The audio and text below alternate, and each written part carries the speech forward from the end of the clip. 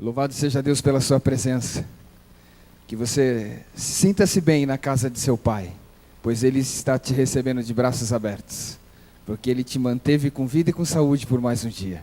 E você teve a oportunidade de virmos aqui para juntos podermos adorarmos e louvarmos esse Deus maravilhoso, que nos guarda, que nos sustenta, que nos dá o privilégio de podermos buscar Ele, de poder adorar e louvá-lo. Muito feliz a você pela sua escolha, viu? Deus te recompense, te abençoe ricamente pela sua presença. E juntos vamos aqui pedir a presença também do Santo e Bom Espírito, que nos convence do juízo, da justiça e do pecado. Por isso que nós estamos aqui. Vamos orar? Pai amado, nós te louvamos, porque o Senhor permitiu estarmos mais uma vez em tua presença, em tua santa casa de oração. Obrigado por esse privilégio que temos. Passamos o domingo e aqui viemos buscar ao Senhor para elevarmos toda a nossa gratidão, toda a nossa adoração, todo o nosso respeito por tudo que o Senhor tem feito por nós. Muito obrigado, Deus, porque também viemos pela fé, pelas tuas palavras que chegou ao nosso coração, cheio de esperança, para podermos um dia contemplarmos ao Senhor face a face. Que o Senhor nos dirija, por favor, em nome de Jesus. Amém, Deus. Olá, este é o momento de informação sobre as programações da igreja. Fique atento. A classe de estudos da Bíblia Família Radiante é oferecida pela igreja todo domingo, 6 da tarde. E a série de estudos sobre o Apocalipse continua, quarta-feira, 7h30 da noite, com o pastor Arilton Oliveira. O grupo Amigos da Balança se reúne toda segunda-feira aqui na igreja, sempre 7 da noite, nesta segunda, com a participação do casal Raul e Neila. Na última semana de novembro teremos nosso programa de reencontro, um momento especial para reencontrarmos nossos amigos desta igreja. Se programe. Colabore com a ação solidária da igreja. Você pode doar arroz para ajudar no amparo de famílias da região. Para anunciar no Boletim América, envie e-mail para boletimamerica@gmail.com até quarta-feira, 9 da noite.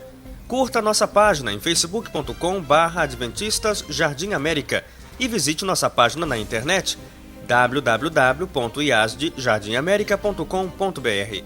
Os cultos são transmitidos ao vivo nesse site e todos os cultos ficam armazenados no nosso youtube.com/IASD Jardim América.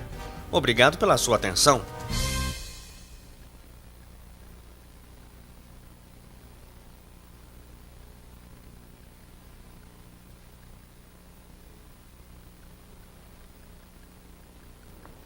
Boa noite.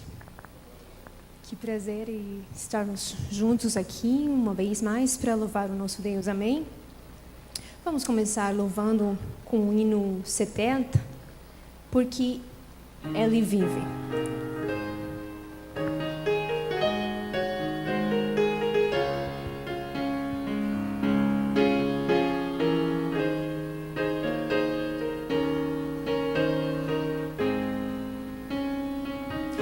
Deus enviou seu Filho amado para sofrer em meu lugar, na cruz morrer, mas vivo agora está, pois ressurgiu.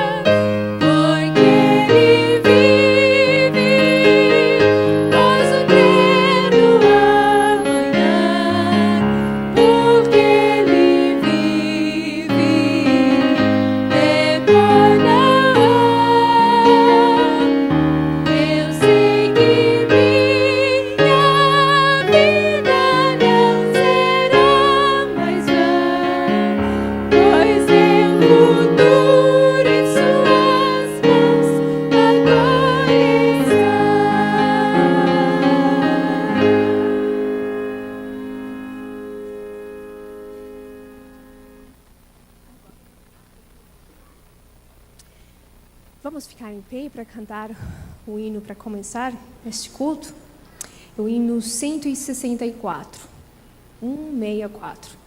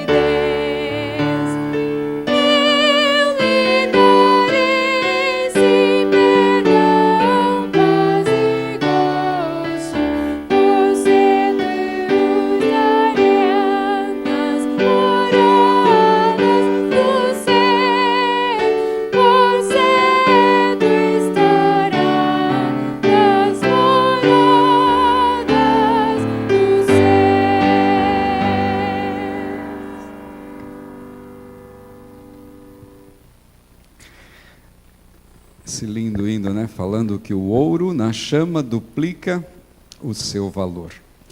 Hoje, durante a parte do dia, aliás, já desde ontem, né? Os cemitérios estavam aí num movimento muito acima do normal, porque é o dia de finados, o dia em que as famílias vão aos cemitérios, ali, de alguma maneira, lembrar de seus parentes, seus amigos. E, por certo, muitos de nossos queridos irmãos também, nós, né, temos alguém que lá no passado, talvez não tão distante até, descansou desta vida, no sentido que talvez estivesse sofrendo. Outros já não, né, talvez foram assim, pegos meio subitamente por algum acidente, como o caso de pessoas que nós ficamos sabendo recentemente, né? Mas o que importa é a esperança que temos. A nossa igreja, ela crê no poder da oração intercessória. Na realidade, Deus é que tem poder, e a oração é o instrumento para Deus derramar o seu poder sobre nós e sobre alguma pessoa. Nesse instante nós vamos estar orando. E nós temos ali, para os nossos amigos que nos visitam, aquela arca da oração. Nós temos aqui um grupo de pessoas que ora pelos pedidos que são escritos, registrados e colocados ali dentro daquela arca da oração. Nessas colunas vocês podem encontrar um papelzinho, tem aí também caneta ou lápis, e em qualquer momento da programação você poderá escrever e identificar o seu problema, se for por ordem familiar, problemas de saúde, problemas profissionais, né? Problemas espirituais, enfim, você, por certo, vai vir ali, vai identificar a coluna e colocar ali. Nós temos um grupo liderado pela irmã Ana Malaquias. Na sua ausência, quem está fazendo isso é o irmão Antônio Carlos. E são muitos irmãos que recebem esses pedidos e durante o período eles vão orando. Se você faz o seu pedido, não se esqueça também, se você recebeu a graça de vir até ali e colocar a sua gratidão também, né? Isso também é muito importante. Vamos então nesse instante nos ajoelharmos e termos uma breve palavra de oração.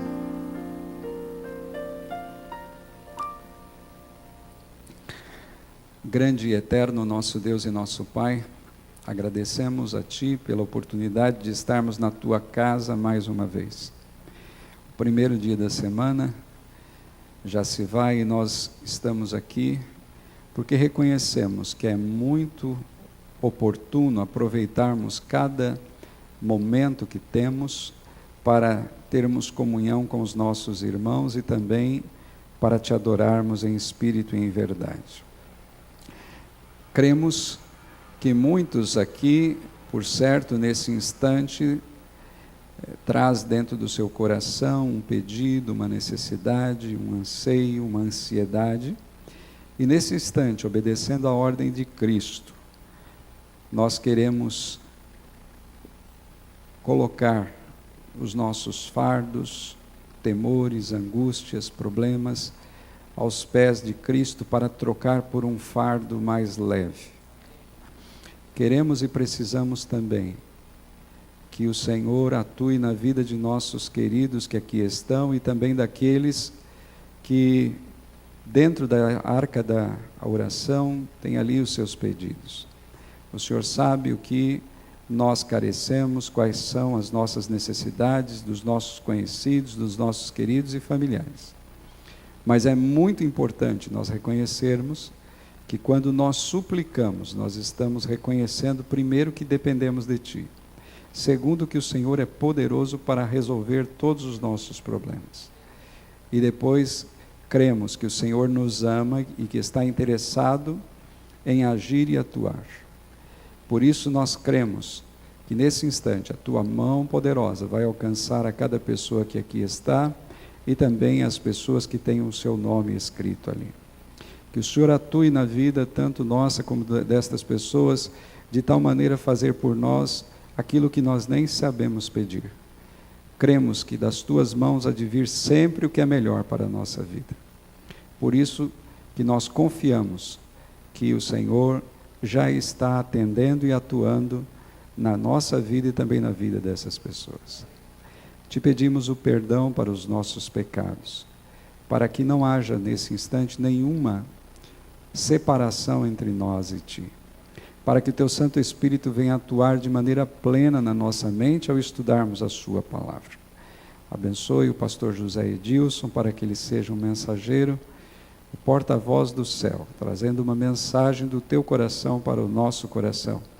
Que essa mensagem sirva de alento, esperança e também de advertência, se necessário. Nós Te agradecemos e em nome de Jesus é que o fazemos. Amém, Senhor. Amém.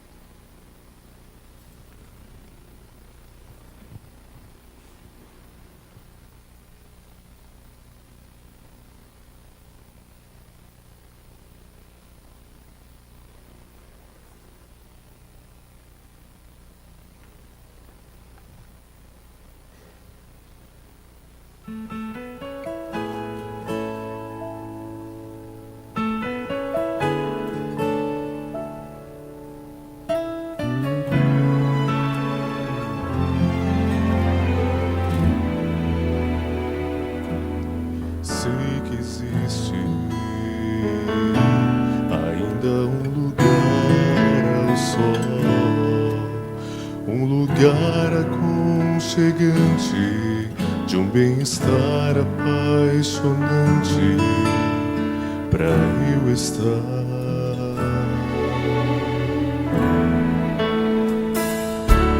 Sei que existem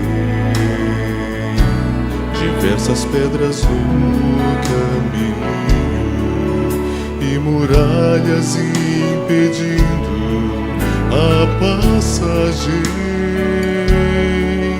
para que eu possa lá chegar e consiga encontrar o mais perfeito e salutar lugar.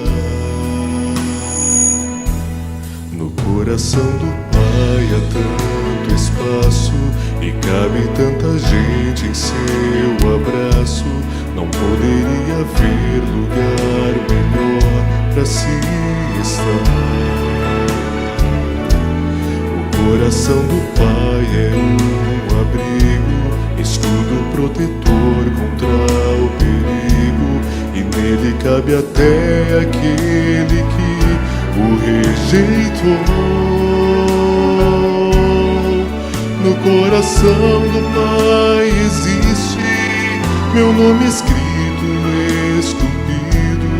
O coração do Pai aquece quem não achou calor na vida.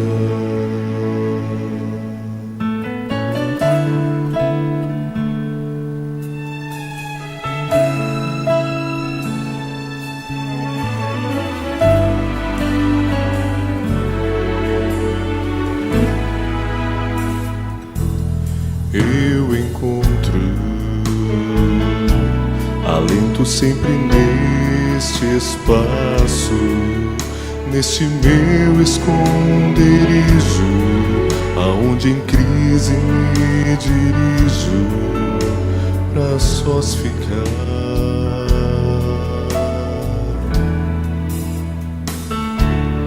E recebo força para o meu caminho e me torno então mais forte, mais seguro. Já não penso em desistir da vontade de seguir. O que mais poderia eu querer?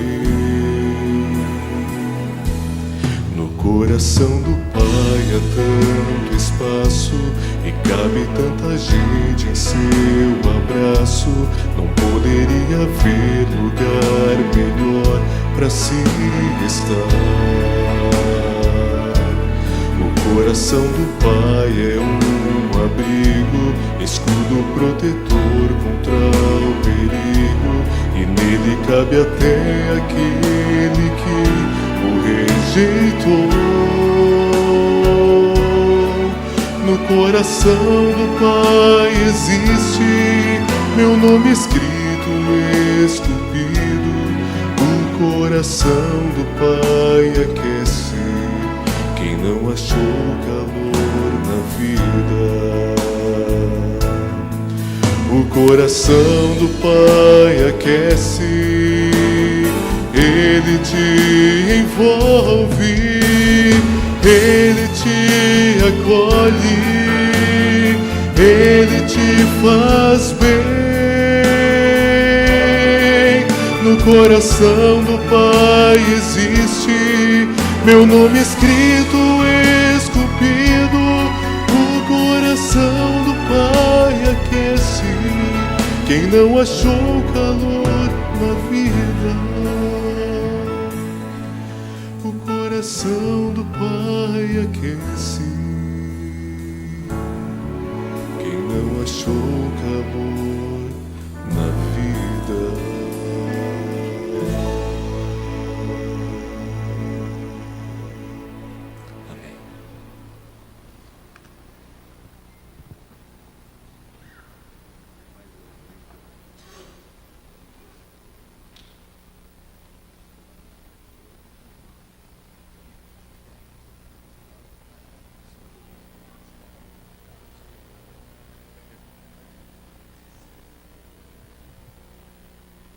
Vamos distribuir. Muito bom dia. A não ser que não tenham tido um bom dia. Então eu vou perguntar, quantos tiveram um bom dia? Ah, que coisa boa. E bom que estamos juntos. Na próxima semana, às 18 horas, a classe bíblica Família Radiante vai dar prosseguimento. E como eu aprendi que o povo aqui gosta de profecias, então estou aproveitando para convidar. Eu não projetei para ter o ensejo de convidá-los, está dentro da grade, ok? Hoje nós apresentamos aqui o 21º tema da série, tá? E vamos apresentar agora o primeiro tema da série profética. Deus é que sabe as coisas como faz. E eu estava com muita vontade de alcançar um número maior. E nós tivemos a necessidade de repetir um tema. E aí perdemos o cronograma. No entanto, parece que alguém ficou mais doente do que eu. E me convidaram para pregar. Eu escrevi para a Rosângela Barbosa, que assunto você acha que eu vou apresentar? Se respondeu, encarando o futuro com segurança, acertou. E ela me respondeu, foi Deus quem providenciou. E sabe, eu vou tratar vocês de modo muito carinhoso. O Justo, cadê você, filho? O Márcio Justo é atualmente secretário da classe bíblica. Eu vou pedir a ele a gentileza de prestar o serviço aos irmãos. Um por família, em princípio, ok? O tema que vai ser apresentado, vocês já estarão recebendo agora. A última tela que a gente vai projetar é exatamente o exercício de fixação que nós fazemos ao final de cada assunto apresentado na nossa classe bíblica Família Radiante, ok? Havendo folga, aí pode ser que algum outro membro da família possa ter acesso a um outro exemplar. Conseguimos serviço por irmã Lizzie. Deus abençoe por estar nos atendendo neste pormenor. Muito bem. Detalhe, né? Faltam 2 semanas para concluir a jornada do pastor Arilton. 2 quartas. Ok? E aí eu fiquei sabendo que teve gente que perdeu e choramingou. Não choraminga mais. Vem às 18 horas. Nós vamos ter um concentrado muito bom. 6 semanas. Ok? A partir do dia 9 até o dia 14 de dezembro. E vai ser compensador. Hoje à noite nós vamos introduzir o aspecto do ministério profético. E vamos também dar uma olhada às profecias messiânicas como fator de referência para nos dar o ensejo de acreditar nas profecias. Ok? Se as profecias messiânicas tiveram o seu cumprimento, então as não messiânicas, aquelas que estão, aquelas que apontam para os acontecimentos dos últimos dias e tal, elas também devem ter o seu valor. Vamos então apoiar-nos na autoridade das Escrituras, da qual cantamos no início do serviço de louvor. Muito bem. Consulta a horóscopos, adivinhos, futurólogos, são comuns, frequentes. O número é muito grande de pessoas que faz isso. No entanto, o oceano de dúvidas em que eles se encontram nunca diminui. Até ao ponto de precisarem fazer reiteradas consultas no mesmo dia ou apenas satisfazendo-se com uma consulta diária. A curiosidade acerca do futuro é uma característica humana. Não somente os pobres, mas também os ricos, não apenas a gente do povo, mas também os governantes, todos têm anseio de saber alguma coisa a respeito do futuro, sobretudo no que tange ao destino de sua família.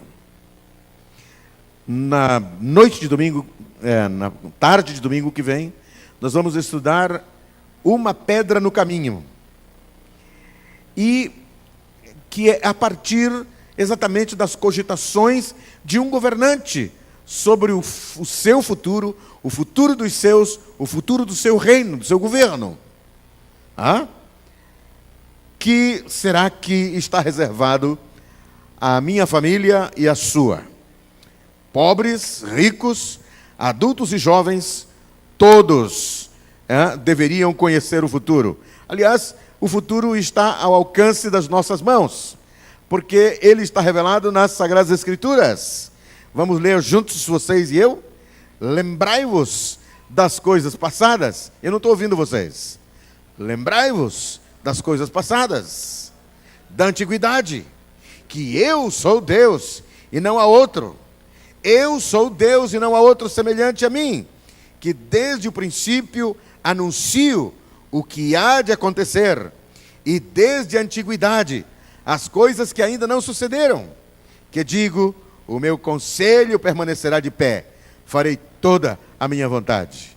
Então, se você conhece a Deus, se você tem acesso à palavra de Deus revelada, você tem a possibilidade de você ter o futuro ao alcance de sua mão.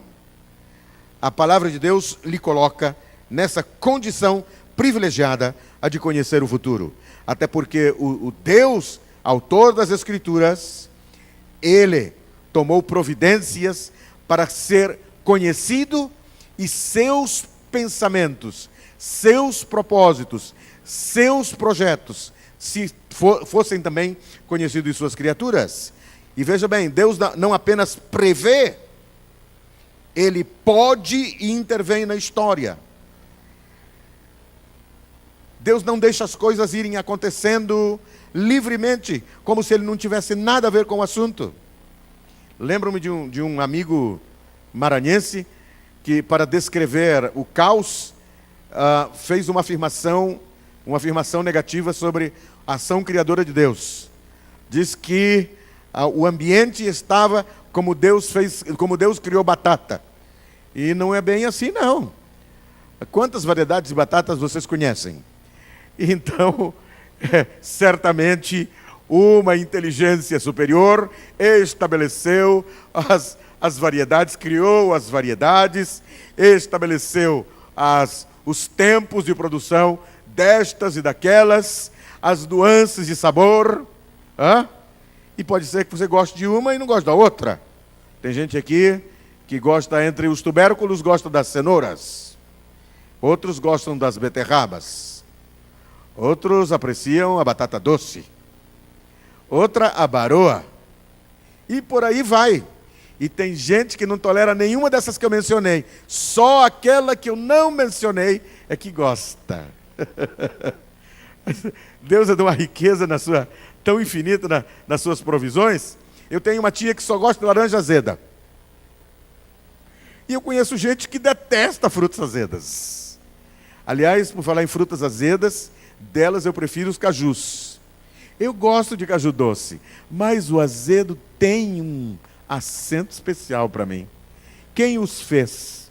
O mesmo Deus que fez os ricos e fez os pobres, e que espalhou todas essas nuances de coisas mencionadas e das não mencionadas também. Ele está interessado naquilo que está para suceder. Ele não apenas pode, mas ele também intervém na história. Se acompanharmos os aspectos históricos da Bíblia e também se olharmos as profecias, veremos que há uma intervenção, sucessivas intervenções de Deus na história humana. algumas no espectro mais amplo, mais universal, e outras num espectro mais particular. Se eu falo em Deus atuando na vida de uma família, eu posso pensar em muitas famílias, não somente em toda a família de Adão, mas quando eu penso em Abraão, por exemplo, fico encantado com a intervenção de Deus, tornando a dona Sarai, uma mulher de 95 anos, nutriz pela primeira vez. E ela disse: as mulheres, quando ouvirem falar a meu respeito, rir-se-ão dizendo: Sara, aos 95 anos, está amamentando pela primeira vez. Intervenção divina. No núcleo familiar, numa coisa extremamente particular, porque Deus não passa por alto nem o todo e nem tampouco o particular. E tem uma coisa: Deus tem projetos importantes com grande poder de impacto sobre a família humana como um todo, mas não nos apunhala pelas costas. Deus não é covarde. E o profeta Amós faz esta declaração em expressões que se tornaram clássicas. Vamos lá, vocês e eu juntos. Certamente o Senhor Deus não fará coisa alguma sem primeiro revelar o seu segredo aos seus servos, os profetas. Deus se antecipa. Se a gente olhar para a destruição da cidade de Sodoma, Gomorra e ainda outras nas suas circunvizinhanças, Deus não mandou fogo sobre aquele lugar sem mandar avisar previamente. E Deus foi mais longe. Deus mandou anjos que fossem ao local e que forçassem alguns dos moradores do lugar a se retirarem de lá para que eles fossem poupados. Assim, o Senhor está interessado no geral, no coletivo, está interessado no particular. Deus também está interessado na minha salvação e na sua. Através dos profetas, Deus consegue alcançar as pessoas com a sua mensagem. O profeta é um porta-voz de Deus. Quando Jesus, repetindo as expressões mosaicas, afirma: nem só de pão viverá o homem, mas de toda a palavra que sai da boca de Deus. Está falando que o homem não é alimentado somente a partir do pão, mas também através da palavra profética. Porque o profeta é a boca de Deus. Só para que vocês tenham mais segurança a respeito desta afirmação, eu queria que vocês considerassem. Bom, há uma referência que eu vou deixar para daqui a pouco, mas já quero mencionar. Quando Moisés e Arão foram enviados a falar a Faraó, Deus designou a Moisés como Deus e Arão como seu profeta. E Deus disse a Arão: ele te será como Deus e tu lhe serás por profeta. Tu serás a sua boca. O profeta não tem autonomia. A autonomia dele é zero. O profeta de Deus não tem autonomia. Ele não fala o que ele quer, escreve o que ele quer. Ele tampouco tem o direito de recusar o convite. Aqueles que recusaram o convite para servir ao Senhor como profetas experimentaram um arrependimento terrível, uma experiência dolorosa, um desastre pessoal ou familiar também. As consequências de recusar-se o ministério profético não são pequenas. Conversou com um tal de um Jeremias, que alguns chamam de profeta chorão. Ele chorou, mas não conseguiu escapar. Deus disse: mas eu te escolhi. Ele disse: Senhor, não faz isso não, manda outro. Mas eu não quero outro, eu quero-te a ti.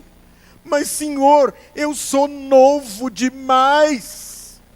Eu não passo de uma criança. Quem é que vai dar atenção ao que eu lhes falar? Ele disse: não me digas, não passo de uma criança. porque a todos a quem eu te enviar irás, e tudo quanto eu te mandar falarás, sob a autoridade de Deus. Nem Balaão o traíra, ouviram falar dele? Traíra? Isso. Esse Balaão, ele traiu a Deus. Nem o Balaão falou o que quis. Ele estava interessadíssimo numa propina que o rei Balaque estava mandando para ele amaldiçoar o povo de Deus. Mas aquele que foi abençoado por Deus não pode ser amaldiçoado. Eu gostaria de perguntar a você: foi abençoado pelo Senhor? Onde estão aqueles que têm a convicção de que Deus os abençoou? Ninguém pode amaldiçoar você. E Balaão foi lá, e ele fez um espetáculo, e mais outro, e mais outro. No entanto, Deus tinha lhe dito: não é para ir, mas você quer ir, então vai, mas só vai falar o que eu permitir. E toda vez que ele abria a boca, só saíam bênçãos sobre o povo de Israel. Porque aquele a quem Deus abençoou, ninguém pode amaldiçoar. A autonomia do profeta é zero. Mesmo traíra, não pôde falar contra o que Deus já havia falado. Porque a palavra de Deus, essa sim, é eterna, é pétrea, inamovível. O Senhor não muda os seus propósitos. O dom de profecia possibilita a pessoa falar com autoridade em nome de Deus, mas sem autonomia. Veja por que não. 2 Pedro, capítulo 1, versículo 21. Todos nós juntos, vamos lá. Porque nunca jamais qualquer profecia foi dada por vontade humana. Entretanto, homens santos falaram da parte de Deus, movidos pelo Espírito Santo. A sua versão da Bíblia pode ser que diga inspirado pelo Espírito Santo, em lugar de movidos. Os dois verbos têm equivalência, no entanto, há uma dinâmica diversa, forte todavia. Vamos pensar então no verbo que está aqui projetado, que é movido pelo Espírito Santo. O profeta é como um barco à vela. O leme do barco é a vontade do profeta. Ele pode ajustá-lo para ir em determinada direção. No entanto, o profeta não poderá ir em outra direção, senão aquela para a qual o vento soprar sobre ele. O vento é o Espírito, é quem determina a direção.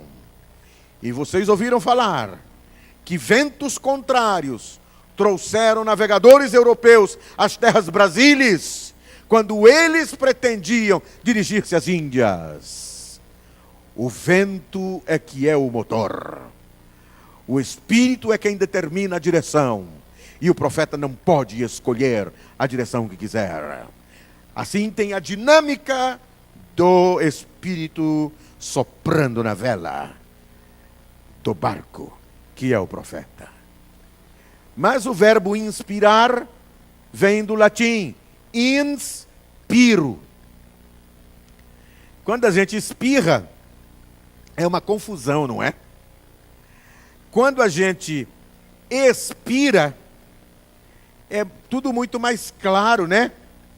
Mas geralmente a ação, a dinâmica de inspirar e expirar, que mantém em funcionamento nossos órgãos e se dá a oxigenação do nosso sangue, às vezes tomar-se apenas uma das formas, que é expirar, retrata a cessação da inspiração. Então dizem, e ele expirou. Ou ainda, ele exalou o último suspiro. O que aconteceu com quem expirou? Quem exalou o último suspiro. E quem inspira? está colocando o ar para fora ou é para dentro? É para dentro. Então a palavra inspiro, no latim, é soprar dentro. E quando a palavra de Deus, vertida, esta porção de Pedro, diz que homens santos falaram da parte de Deus, inspirados pelo Espírito Santo, está dizendo que foi o Espírito de Deus quem soprou no espírito humano para que a palavra fosse produzida. Logo, é confiável. O grande conflito cósmico entre o bem e o mal, a criação do homem, o ingresso do homem no pecado, o plano de redenção, todas essas informações são de teor profético.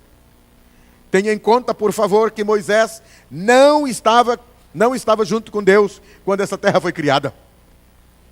Nem tampouco ele foi testemunha ocular do lapso humano, da queda dos nossos primeiros pais.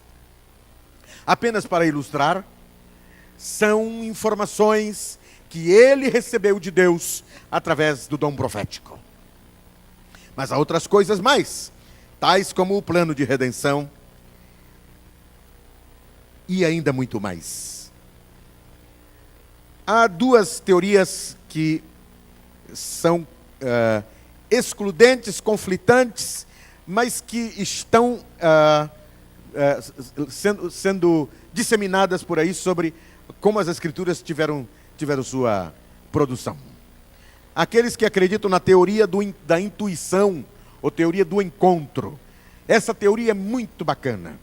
Dizem esses que são dessa opinião aí, que Deus teve um encontro com o profeta, não disse nada para ele, e somente desse encontro, desse contato silencioso, o profeta intuiu e escreveu, e a Bíblia está aí. Muito estranho.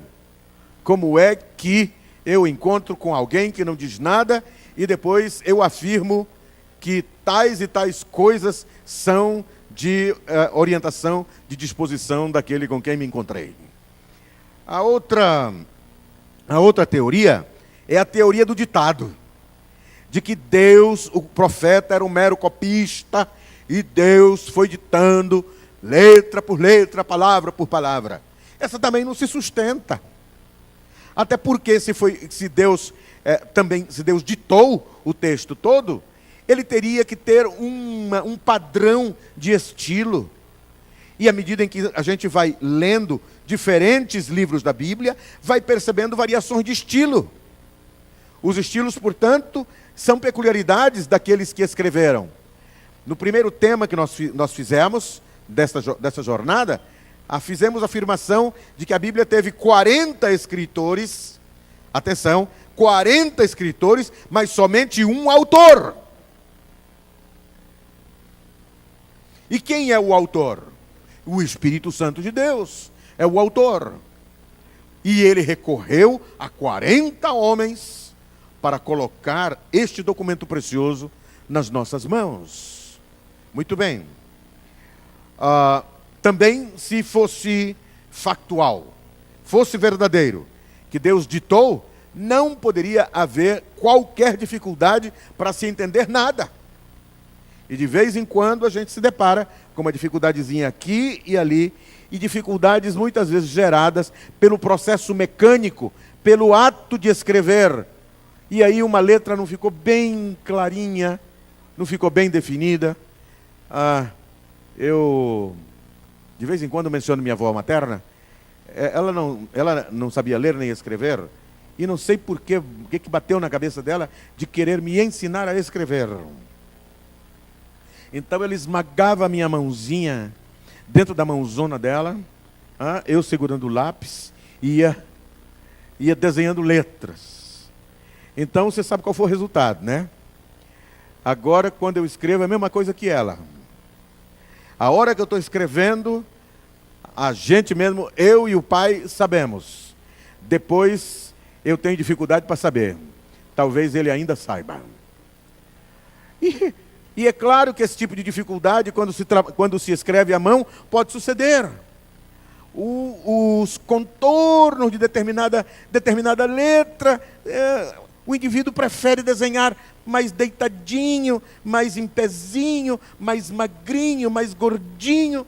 E aí, a hora de reproduzir, podem acontecer dificuldades. E a gente tem que entender que essas dificuldades podem estar presentes. De vez em quando aparece uma palavra que não está muito clara lá no original. E os estudiosos têm que dizer isso para a gente, com toda a honestidade. Olha, isso aqui não está muito claro no original. Ok? Logo, não foi um processo mecânico. Não foi sob esse tipo de supervisão. A rejeição à teoria do encontro e do ditado impõe uma pergunta: como se dá a inspiração profética? Então disse, atenção, olha gente do céu, que coisa linda. Números 12, verso 6, vamos ler juntos. Então disse: ouvi agora as minhas palavras. Se entre vós há profeta, eu, o Senhor, em visão a ele me faço conhecer, ou falo com ele em sonhos. Em visão ou em sonhos. Mas Deus fala com o profeta. Assim se dá. E qual a diferença entre sonho e visão? O sonho se dá quando ele está dormindo. Apesar de que tem gente que sonha acordado, né? Mas geralmente quando o indivíduo sonha acordado, sonha assim com o inatingível, e a família costuma repreendê-lo, né? Meu filho, não viaja na maionese. Esse tipo de sonho é que acontece quando o indivíduo está acordado. Mas a Bíblia não está falando deles. Está falando da situação de semi-inconsciência. O cara está dormindo, está em repouso. E isso é sonho. Acometeu-se de um sonho. Mas a visão acomete ao indivíduo acordado, desperto. E isso distingue uma situação da outra. E não é menos autorizada uma forma do que a outra, porque Deus revelou-se através de sonhos, e revelou coisas magníficas, coisas importantes, como os sonhos do faraó, que salvaram a multidão de pessoas.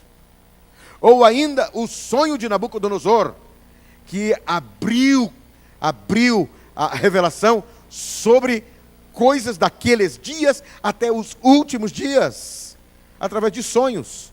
Mas ele também manifestou-se através de visões. E como vocês percebem, até mesmo indivíduos pagãos foram distinguidos com a possibilidade de receber uma revelação. Só que para explicar o que eles tinham recebido, foram homens santos quem o fizeram. José era um homem santo. Daniel era um homem santo. E eles é que traduziram os sonhos que Deus havia dado aos respectivos reis. A primeira vinda de Jesus, seu nascimento virginal, a fuga para o Egito, seu ministério de amor, sua morte e ressurreição foram objeto de revelação profética. E nós vamos fazer um passeio pela Bíblia. Vou pedir ajuda sim. Vamos fazer o seguinte. Vou começar por aqui, hein? Começar por aqui. Eu vou ler o texto de Isaías. E alguém aqui vai ler o de Mateus, que está entre parênteses. Quem vai encarar? As duas senhoritas, por favor. O senhor vai encarar também? Eu estou falando com o senhor Freitas. Vai encarar também? Ok, sim, agora sim. Está perfeito, completo. Ok. Eu vou ler Miqueias e a cantora vai ler Mateus. Eu vou ler Isaías e o senhor vai ler Lucas. E daqui a pouco eu vou estender para outros também. Vamos lá. Concepção virginal. Vamos abrir mais um microfone. Esse de tarja vermelha. Por gentileza. Excelente. Você podia ser membro da minha família. Meu irmãozinho. Irmãozinho dos mais novos. Porque você tem uma peculiaridade da minha mãe. Ela não deixava ninguém precisando de alguma coisa sem tomar a iniciativa de ajudar. Ele é muito prestativo, uma bênção. Muito bem, concepção virginal. Oh, eu disse que queria ler o texto de Isaías, e onde é que eu ando? Isaías 7, verso 14, anuncia isso aí, o nascimento virginal. Atenção, senhores, o que se fala aqui, quando se anuncia aqui, que a virgem daria a luz a uma criança, o termo empregado não está fazendo aqui referência à virgindade, à virgindade técnica. Não era tecnicamente virgem. O termo não é técnico, mas está falando de virtude. Há pessoas que nunca copularam com ninguém e, no entanto, não são puras. Está falando de pureza. Quando se menciona em Isaías 7,14, portanto, o Senhor mesmo vos dará um sinal. Eis que a virgem conceberá e dará à luz um filho e lhe chamará Emanuel. Lá em Mateus 1, verso 23, nós vamos encontrar a Mateus abordando o mesmo assunto, só que está falando de uma mulher tecnicamente virgem. Por favor. Eis que a virgem conceberá e dará à luz um filho, e ele será chamado pelo nome de Emanuel, que quer dizer Deus conosco. Queridos, quando o anjo falou a Maria que ela iria conceber e dar à luz a um filho, olha, volta no passado aí, uma garotinha de 14 anos talvez, 2000 anos no passado, e ela não se enganava com as coisas não. Perguntou para hoje, como é que vai ser isso? Eu não mantenho relações sexuais com homem algum. Então ela era tecnicamente virgem também. Ela não apenas era pura, mas também era virgem, era imaculada. Queridos, este sinal se cumpriu. Isaías anunciou e Mateus declarou. Não havia em torno daquela família quem não soubesse das condições especiais em que Maria havia sido fecundada. Não havia quem não soubesse. Pode ser que pessoas tivessem dúvidas sobre o agente fecundante, mas que Maria não copulara com José, e era noiva. Agora o pessoal não precisa nem noivar e já está indo para a cama. Aliás, o primeiro encontro pode ser suficiente já. Aí está o modelo. Aproveito para mencionar o caso de uma garota adventista aqui na cidade de São Paulo, que tinha um problema enorme. Todo começo de semana, quando chegava no colégio, as colegas apertando com ela. E aí? E aí? E aí? Como é que foi? Mudou ou não mudou? Era a única menina que era virgem na classe. E todas as colegas pressionando-a para ela voltar no final de semana com uma história nova. Chegou um dia quando a paciência dela esgotou-se. Ela disse, meninas, chega. No dia em que eu quiser, poderei tornar-me como qualquer uma de vocês. No entanto, nenhuma de vocês, por mais que queira, jamais poderá tornar-se uma como eu. Amém. Cessou. Vamos adiante. Miqueias capítulo 5 e versículo 2. O grande Miqueias. Eu estou chamando de grande. Como é que chama ele de grande se é um dos profetas menores? Mas ele faz afirmação importante.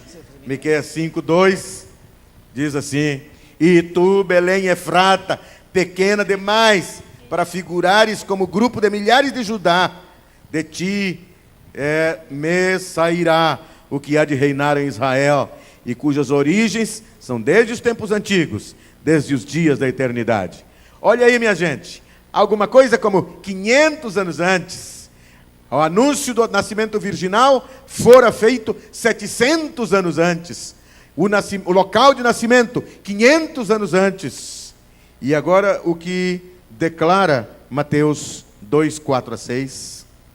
Tendo reunido todos os chefes dos sacerdotes do povo e os mestres da lei, perguntou-lhes onde deveria nascer o Cristo.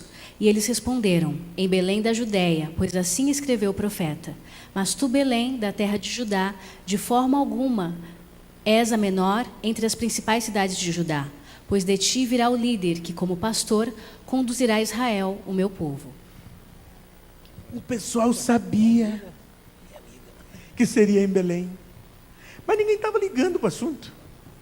Foi preciso que gente pagã viesse perguntar, e algumas vezes são mesmo os pagãos que nos despertam. Sucederia, acaso, de alguma pessoa sem o embasamento cristão que nós temos, serem agentes de Deus para despertar-nos a nós a respeito dos acontecimentos do presente, ou a respeito do que se avizinha no nosso futuro? Isaías 61, versos 1 e 2, e Lucas 4, 16 a 21.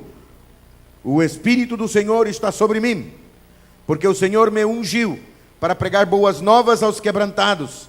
Enviou-me a curar os quebrantados de coração, a proclamar libertação aos cativos, e pôr em liberdade os algemados, e a pregoar o ano aceitável do Senhor, o dia da vingança do nosso Deus, a consolar todos os que choram. O que Lucas declara? É chegado a Nazaré, onde foi criado, entrou num dia de sábado, segundo o seu costume, na sinagoga, levantou-se para ler. E foi-lhe dado o livro do profeta Isaías, e quando abriu o livro, achou o lugar onde estava escrito: o Espírito do Senhor é sobre mim, pois me ungiu o Evangelho, e os pobres enviou-me a curar os quebrantados de coração, a pregoar a liberdade aos cativos, e dar vista aos cegos, e pôr em liberdade os oprimidos, e anunciar o ano aceitável do Senhor. E encerrando o livro e tornando a dar o ministério, assentou-se os olhos todos nele. Na sinagoga estava fito nele. E então começou-se a dizer-lhe: hoje se cumpriu esta escritura em vossos ouvidos. Era importante que o indivíduo soubesse ler bem direitinho para fazer a leitura do texto do dia na sinagoga. E Jesus não tinha nem alisado o banco de escola, mas foi solicitado a efetuar a leitura do dia. E era exatamente esse trecho de Isaías. Estava no calendário litúrgico. E depois de tê-lo lido, fechou o livro, devolveu ao ministro e anunciou: acaba de cumprir-se diante dos seus olhos a profecia que acabam de ouvir. Ele viera para cumprir a palavra do Senhor, dada através dos santos profetas. Mateus 27, 3 e 9. Depois 23, 35. Julimar, você vai ficar com Lucas 24, 1 a 8. Ok. O preço da traição. Zacarias 11, 12 e 13. Diz: eu lhes disse,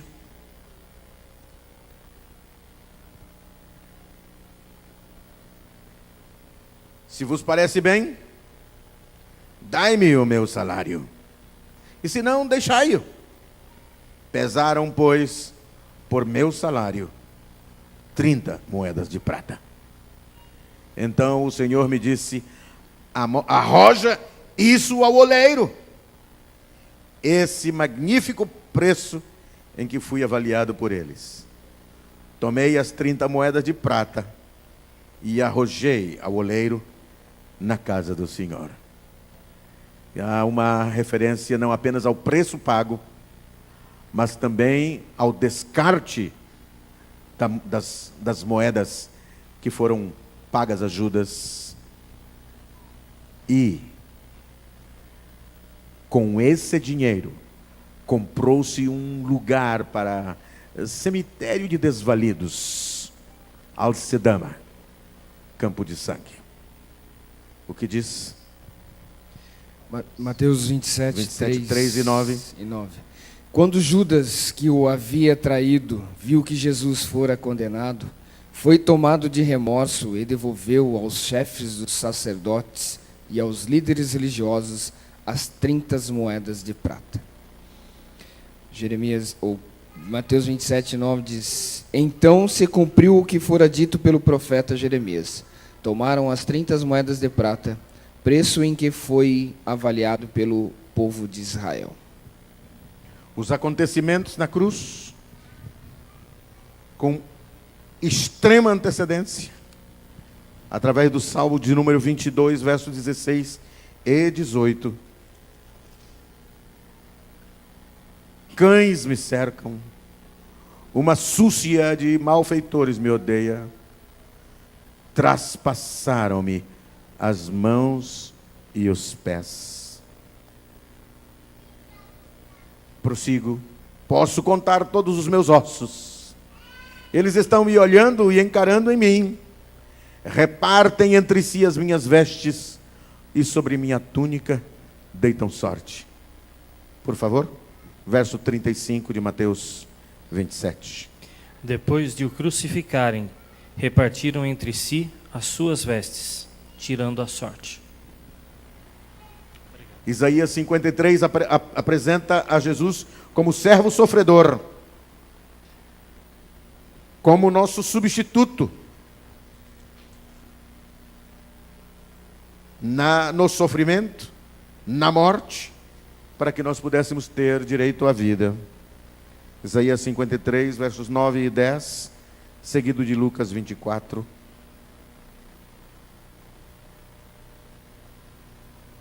Designaram-lhe a sepultura com os perversos, mas com o rico esteve na sua morte, posto que nenhuma nunca fez injustiça, nem dolo algum se achou em sua boca. Todavia ao Senhor agradou moê-lo, fazendo-o enfermar. Quando der ele a sua alma como oferta pelo pecado, verá a sua posteridade e prolongará os seus dias, e a vontade do Senhor prosperará nas suas mãos. Mas no primeiro dia da semana, alta madrugada, foram elas ao túmulo, levando os aromas que haviam preparado. E encontraram a pedra removida do sepulcro, mas ao entrarem, não acharam o corpo do Senhor Jesus. Aconteceu que, perplexas a esse respeito, apareceram-lhes 2 varões com vestes resplandecentes. Estando elas possuídas de temor, baixando os olhos para o chão, eles lhe falaram: Por que buscais entre os mortos ao que vive? Ele não está aqui, mas ressuscitou. Lembrai-vos de que, como vos preveniu, estando ainda na Galileia, quando disse: Importa que o Filho do Homem seja entregue nas mãos de pecadores e seja crucificado e ressuscite no terceiro dia. Então se lembraram das suas palavras. Caminhando em direção a Emaús, conversava Jesus com aqueles 2 discípulos que estavam arrasados com o assunto da morte dele. E começando por Moisés, isto é, a Torá, 5 primeiros livros, e todos os profetas, narrou-lhes o que a seu respeito constava em todas as Escrituras. Cristo reafirmou que aquilo que havia sido escrito a seu respeito havia ocorrido. E aí abriu-lhes o entendimento. As profecias referentes ao primeiro advento tiveram seu pleno cumprimento. As demais, as que correspondem ao futuro de toda a família humana, são totalmente confiáveis. Se essas tão peculiares, tão particulares, já se registraram e temos, portanto, prova documental desse fato. A história desta terra terá o seu glorioso desfecho na volta de Jesus. Quanto a estes, foi que também profetizou Enoque, o 7º depois de Adão. Olha só, a gente não sabia que esse Enoque era profeta. Eis que veio o Senhor entre as suas santas miríades para exercer juízo. Está em Judas, versos 14 e 15. Então aparecerá no céu o sinal do Filho do Homem. Todos os povos da terra se lamentarão e verão o Filho do Homem vindo sobre as nuvens do céu, com poder e muita glória. Foi a respeito desta salvação que os profetas indagaram e inquiriram, os quais profetizaram acerca da graça a vós outros destinada. Deus revela-se a si mesmo através dos profetas, a fim de fazer-se conhecer. E a vida eterna é esta, juntos, que te conheçam a ti, o único Deus verdadeiro, e a Jesus Cristo a quem enviaste. Deus quer ser conhecido, meu e seu, quer a minha e a sua intimidade. A intimidade do Senhor é para aqueles que o amam. Se você tem experimentado, por mais tênue que seja, um elemento de amor para com o seu Criador, para com o seu Redentor, então, busque conhecê-lo mais e melhor. Ele não se evadirá, ele não fugirá de qualquer de nós, dar-se-á a conhecer e também nos conhecerá com intimidade, e poderemos tornar-nos um do outro, nós do Senhor e o Senhor nosso. Que Deus nos abençoe. O exercício está aí. Só os ricos têm vontade de conhecer o futuro. É falso ou verdadeiro? É falso. Somente Deus conhece o passado, o presente e o futuro. Deus intervém na história sem prévio aviso. É falso. Ele não faz sem antes anunciar. Ser profeta é ser porta-voz de Deus. Verdadeiro. Todas as profecias referentes ao primeiro advento do Messias se cumpriram, sem exceção. A história desta terra terá o seu desfecho na volta de Jesus. Sim, também é verdadeiro. Deus revela-se a si mesmo e a salvação através dos profetas, uma verdade a mais. E se você confia em Deus e está disposto a lhe entregar o seu futuro e de sua família, tem a possibilidade de tomar a sua decisão ainda hoje à noite. Tive a felicidade de receber um contato do Itamar. Itamar, deixa eu apresentar você para o resto do povo. Vem cá. Está a família toda. Vem cá, Maíra, Maiara. A Isabelle está mimindo. Ok. Ailton, vem cá. Osíris, vem cá. Wilson, vem cá. René, vem cá. Eu não sei quantos de vocês conhecem esta família, mas eu estou colocando a família aos cuidados de vocês. Ok? Esses aqui são líderes da igreja, são anciãos da igreja. E eu queria muito que você tivesse um momento para encontrá-los. Itamar me trouxe uma alegria adicional hoje. Outro dia estudamos juntos como guardar o sábado. Ele já sabia que tinha que guardar o sábado, mas não sabia como que era. Estudamos lá em casa. E hoje ele me trouxe uma alegria adicional. O tema hoje era a grande decisão da família.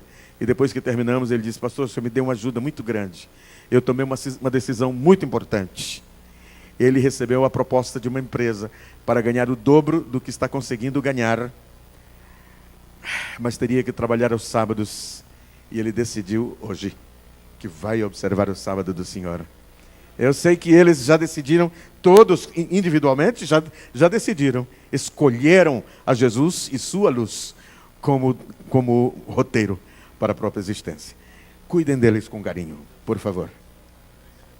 Deus abençoe. René, é você.